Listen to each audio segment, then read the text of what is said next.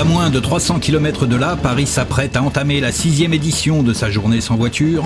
Quelques dizaines d'irréductibles profitent du week-end et des derniers rayons de soleil de l'été pour dépoussiérer leur vieille guimbarde en leur offrant un bol d'air frais et une cure de jouvence sur les plages normandes.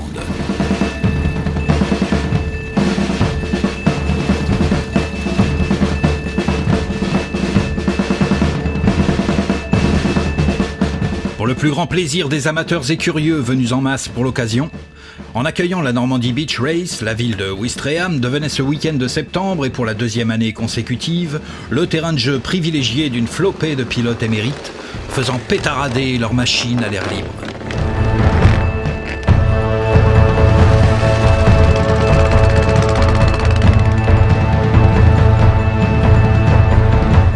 Ici, pas de gomme sur l'asphalte, puisque c'est sur le sable que viendront s'affronter en toute amitié comme de vieux camarades les quelques 80 concurrents inscrits pour les épreuves. 40 autos et 40 motos pour cette course où seul le plaisir compte. Qu'importe la taille et le nombre des cylindres, pourvu qu'on a l'ivresse, et surtout que la monture soit antérieure à 1950.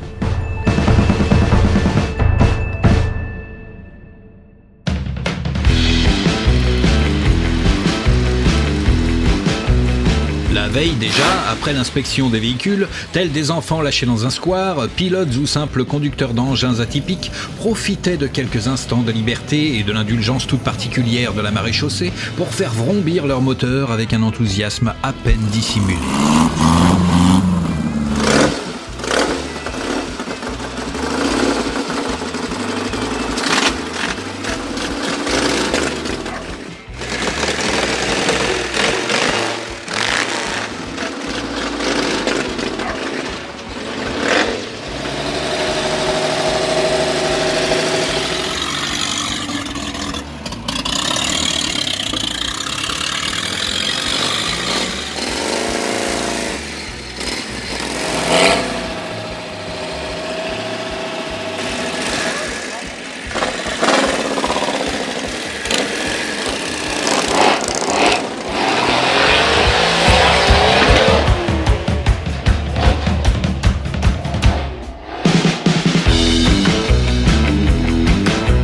Participent ou non à la course, les propriétaires de ces machines, souvent hors normes, ne sont jamais avares d'anecdotes et d'informations lorsqu'on les interroge sur leur véhicule, dont ils nous parlent parfois avec une certaine fierté.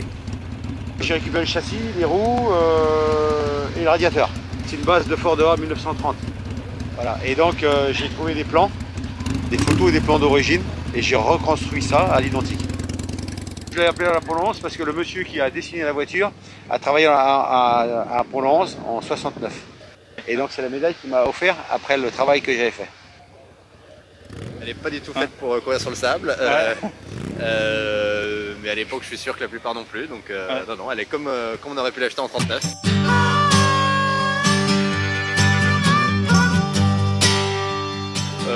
On fait la queue parce qu'il y a toujours 3-4 voitures ou motos qui veulent passer, et ensuite il y a une très jolie demoiselle qui vient avec un drapeau qui vient lancer la course. C'est du 1 contre 1, c'est un 200 mètres départ arrêté, et on choisit tout ça est très amical, donc on choisit son adversaire du moment.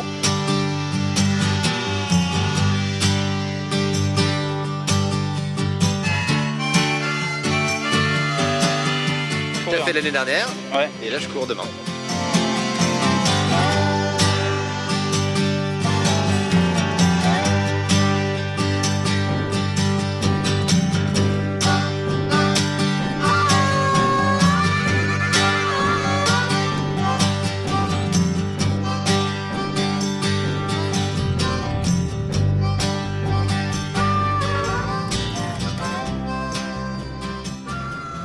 Parmi les nombreux modèles présents, la Ford T est dignement représentée. Et si vous doutez des capacités de ce véhicule, il suffit d'écouter Monsieur Thierry Dubois nous vanter les mérites de la Ford T Speedster pour être convaincu. Alors, il y a une conduite très particulière qui ressemble à aucune autre, ce qui fait qu'il faut savoir les conduire pour apprécier. Mais à partir du moment où on maîtrise la conduite, c'est un vrai bonheur. Pour des voitures des années 10 ou 20, il n'y a pas d'équivalent, quoi.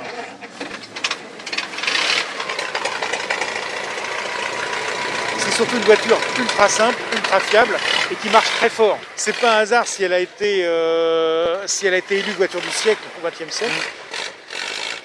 C'est une philosophie de voiture américaine. Et donc pour aller le plus vite possible, il faut les alléger.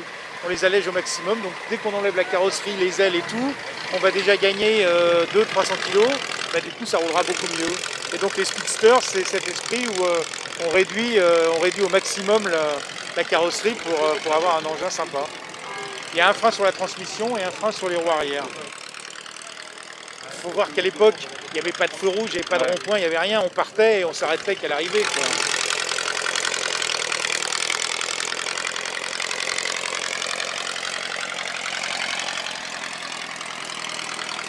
C'est comme un bateau, hein, ça roule tout seul. Et quand tu as fait des kilomètres comme toi, mais au départ, attends, c'est un peu rock'n'roll à conduire quand même au départ. Voilà, mais une fois qu'on maîtrise, c'est vraiment une voiture sympa hein, à rouler. C'est un 2,9 litres hein, le moteur, donc c'est un couple phénoménal. Il n'y a que 2 vitesses, on passe en seconde dès qu'on est parti et après on n'y touche plus.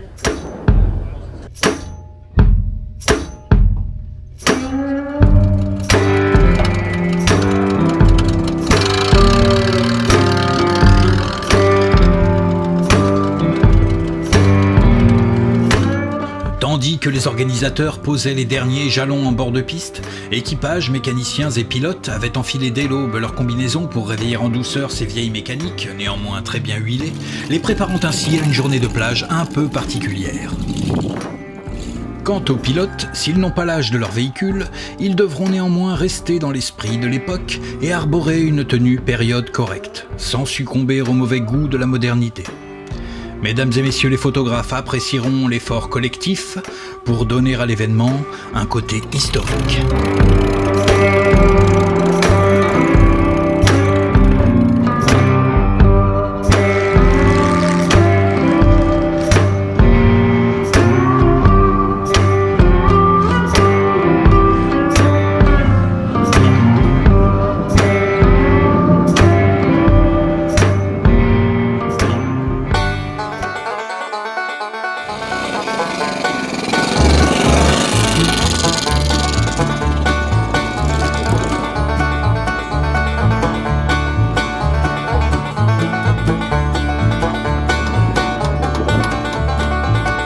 Le moment de la course venu, à défaut de prendre le départ à bord de ces machines infernales, nous regardions en bord des pistes émerveillés comme des enfants, ces fantastiques fous du volant s'ébrouer dans le sable comme des chevaux sauvages avant de s'élancer, puis revenir fièrement vers le départ en saluant la foule. C'est la Push et la Dollar qui repartent ensemble.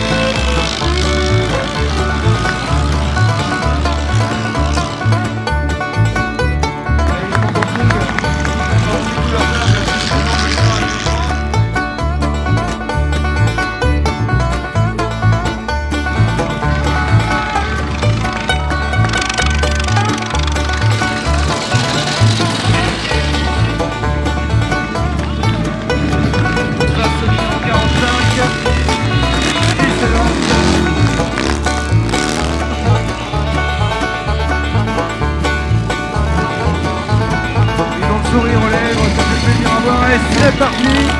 Les machines